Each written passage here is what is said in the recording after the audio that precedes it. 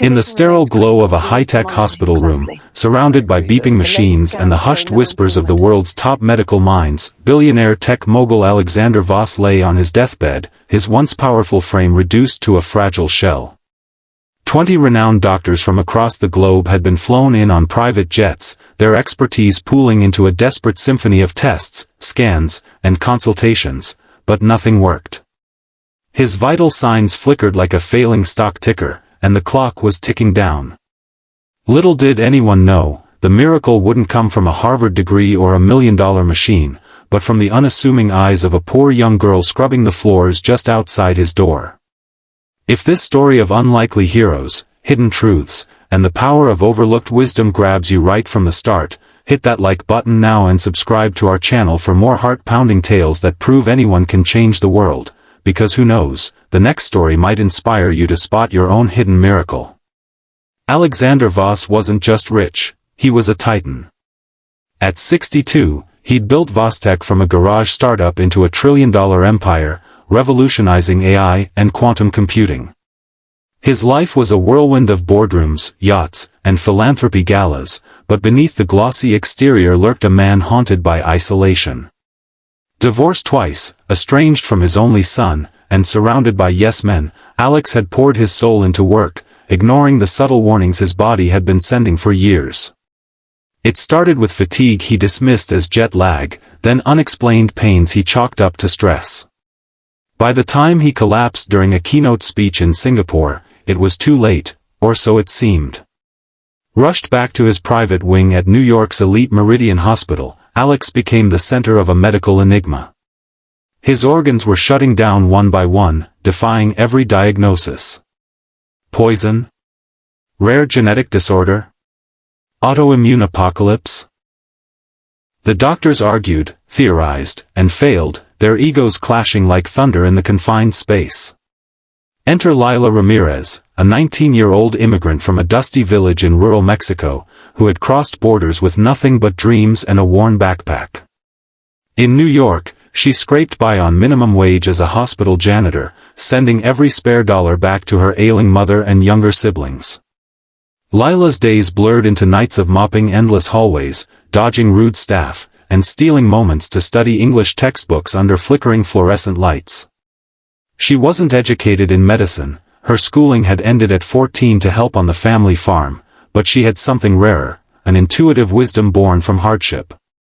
Growing up, she'd nursed her grandmother through illnesses using herbal remedies and keen observation, learning to read the body's silent language. At Meridian, Lila was invisible, a ghost in scrubs, but she noticed things others didn't. The way patients' eyes dimmed before a crisis, the subtle sense that hinted at infection, the patterns in chaos that whispered secrets. As the days dragged on, Alex's condition worsened. The 20 doctors, cardiologists, neurologists, toxicologists, you name it, formed a war room in the adjacent conference suite. Dr. Elena Hargrove, a sharp-tongued Harvard alum leading the team, barked orders at her colleagues. Run the tox screen again. Check for prion diseases. But the tests came back inconclusive, time and again.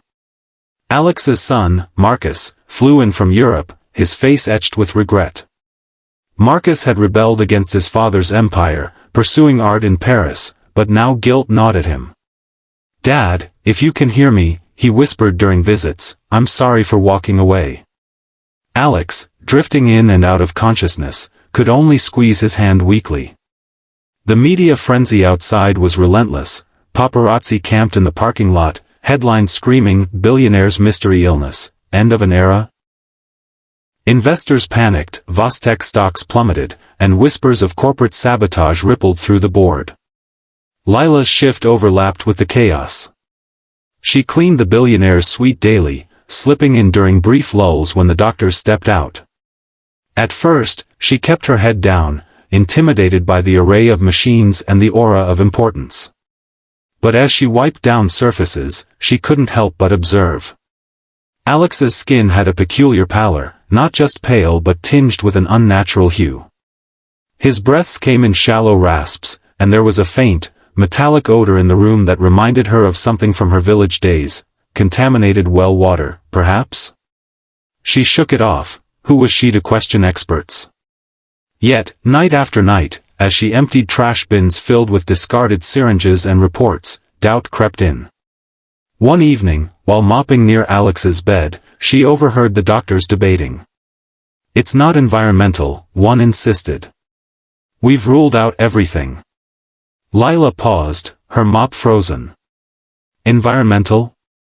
Her mind raced to the old farms back home, where pesticides had poisoned the soil, causing similar symptoms in workers, organ failure, mystery ailments that baffled city doctors until locals pointed out the obvious. The turning point came on a stormy Thursday. Lila arrived for her graveyard shift, exhausted from a double at her second job waitressing. The hospital buzzed with urgency. Alex had slipped into a coma that afternoon. Marcus paced the hall, his eyes red-rimmed, while nurses whispered about pulling the plug. As Lila entered the room to sanitize, she noticed something new, a small, ornate humidifier on the nightstand, humming softly. It wasn't hospital issue, sleek, custom-made, probably one of Alex's personal gadgets. Curiosity piqued, she leaned closer. The water inside shimmered oddly, and that metallic scent was stronger here. Her heart pounded. Back home, her uncle had died from lead poisoning after using a faulty water purifier. Could it be? She hesitated, then did something reckless. She unscrewed the lid and dipped a gloved finger in, tasting a tiny drop. Bitter, wrong. Adrenaline surged. This wasn't just water, it was tainted. But how to speak up? Lila was nobody, a poor girl with broken English, risking her job. Fear gripped her, deportation threats loomed if she caused trouble. Yet, as she watched Alex's chest rise and fall mechanically, she thought of her own family. Her mother, fighting cancer without insurance, her siblings, dreaming of a better life. What if silence cost this man his? Gathering courage, she approached a nurse. "Excuse me," she stammered, "I think, something wrong with machine." The nurse brushed her off. "Stay in your lane, janitor." Undeterred, Lila waited for Marcus in the hall. "Sir," she said, her voice trembling, "your father, the humidifier. Water bad. Maybe poison." Marcus, desperate for any lead, stared at her. "What do you mean?" She explained, drawing on her village stories, her observations. Skeptical but frantic, he dragged her into the war room. The doctors scoffed at first. A janitor diagnosing a billionaire? Dr. Hargrove sneered. "We've tested for toxins." But Marcus insisted on a check. They analyzed the humidifier's reservoir, and there it was, high levels of arsenic, leaching from a manufacturing defect in the custom device Alex had insisted on using for his chronic dry throat. He'd been inhaling poison mist for months, a slow accumulation evading standard blood tests because it mimicked other conditions. The doctors had missed it, focused on exotic diseases, overlooking the mundane. Treatment began immediately, chelation therapy to bind the toxins, dialysis to cleanse his system. Days turned to weeks, but Alex stabilized, then improved.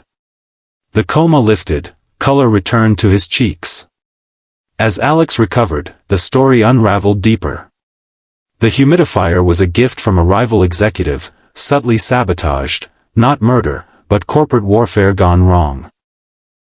Investigations followed, shaking Vostek to its core. But the real transformation was personal. Alex, humbled, reconnected with Marcus, funding art programs in his name. He sought out Lila, offering her a scholarship and a job in his foundation. "You saw what we couldn't," he told her, tears in his eyes. "Because you looked with heart, not just eyes." Lila, overwhelmed, accepted, her family's future secured. She became a symbol of resilience, enrolling in nursing school, her intuition honed into expertise. Challenges abounded. Lila faced backlash from jealous staff, doubting her lucky guess. Alex grappled with vulnerability, learning to trust beyond wealth. Marcus confronted his abandonment issues, forging a real bond. Resolutions came through forgiveness, Alex pardoning his saboteur after a heartfelt confrontation, Lila embracing her voice despite fears. The pace of healing was slow, mirroring life's rhythms, tense hospital vigils giving way to quiet conversations, building to triumphant discharges. In the end, as Alex walked out of Meridian on his own feet, flanked by Marcus and Lila, the world watched in awe. Headlines shifted, janitor saves billionaire, the overlooked hero. Alex launched a global initiative for underserved medical talent, proving that wisdom hides in the humblest places.